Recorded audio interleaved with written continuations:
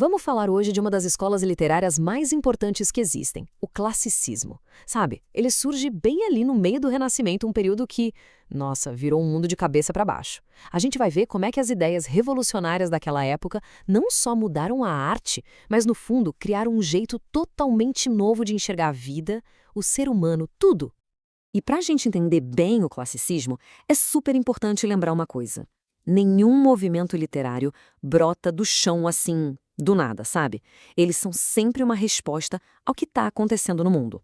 O classicismo, por exemplo, ele vem logo depois do trovadorismo, lá da Idade Média, e, mais importante ainda, depois de um período de transição que foi chave para tudo, o humanismo. Foi o humanismo que, digamos, arrumou a casa para a chegada do classicismo. Bom, então o nosso papo de hoje vai seguir essa trilha aqui. A gente começa no contexto histórico, vê a mudança de mentalidade que definiu a época, mergulha nas ideias do movimento, conhece o grande mestre, Luís de Camões, e termina com a obra-prima dele. Então, vamos lá. O classicismo é basicamente a literatura da Idade Moderna. E ele acontece dentro de um movimento histórico gigantesco, muito maior e super revolucionário, que foi o Renascimento. E olha, é bem importante a gente separar as coisas aqui. O Renascimento foi, nossa, uma transformação cultural completa na Europa.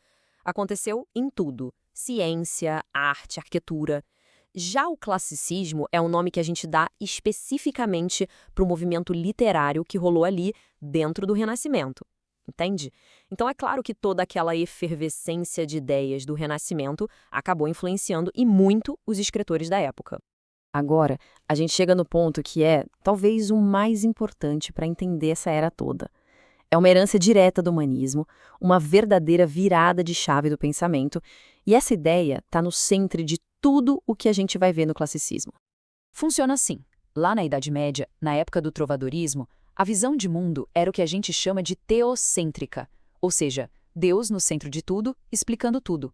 Só que aí, com o humanismo e depois com o classicismo, essa lógica vira de ponta cabeça. O foco sai de Deus e vai para o ser humano. É o antropocentrismo.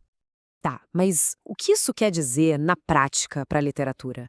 Quer dizer que, de repente, o que vira tema principal é a vida humana. Simples assim. Os sentimentos, as dores, as conquistas, os pensamentos, os desejos, tudo isso passa para o primeiro plano. O que importa agora é o ser humano e as suas experiências. É uma mudança, gente, que reverbera até hoje. E claro, né? Um ser humano que agora pensa por si mesmo, que usa a razão, começa a fazer o quê? Começa a questionar. Questionar o mundo à sua volta, a sua própria posição no universo e até as verdades que a Igreja impunha como absolutas. Não é por acaso, aliás, que é justamente nessa época que explode a Reforma Luterana, que foi aquele racha gigantesco no catolicismo. Beleza, então como é que toda essa filosofia nova, centrada no homem e na razão, aparece de fato na literatura? Bora ver agora as características que gritam isso aqui é classicismo. Para sacar um texto classicista, a gente tem que conhecer o DNA dele, as ideias que estão ali no centro de tudo. Primeiro, o racionalismo, a razão acima de qualquer coisa. Depois, o paganismo. Eles eram fascinados pela cultura da Grécia Antiga, então os deuses e mitos gregos voltam com tudo. Aí vem o hedonismo, que é a busca pelo prazer humano, pela felicidade aqui e agora. Isso se conecta com o famoso carpe diem, né? Aproveite o dia, viva o momento. E por fim, o neoplatonismo, que é uma visão bem interessante sobre o amor, que é ao mesmo tempo físico, carnal, mas também idealizado, platônico.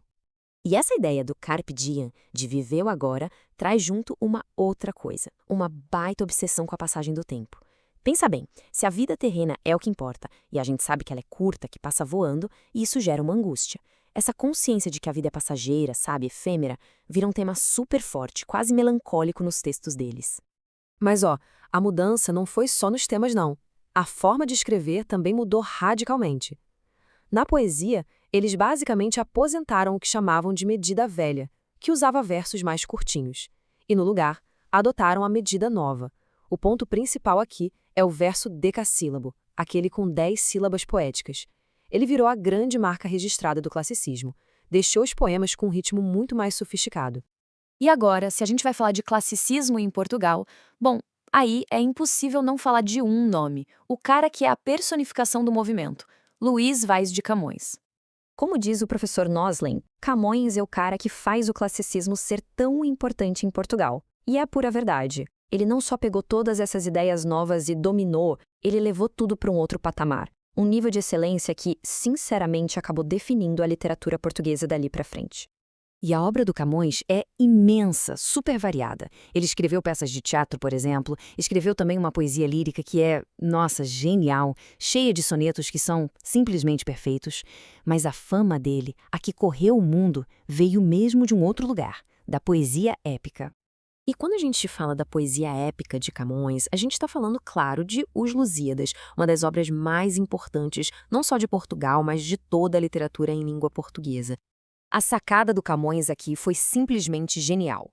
Ele olhou lá para trás, para os grandes mestres da Grécia Antiga, tipo Homero com a Ilíada e a Odisseia, e pensou, peraí, eu posso fazer isso por Portugal.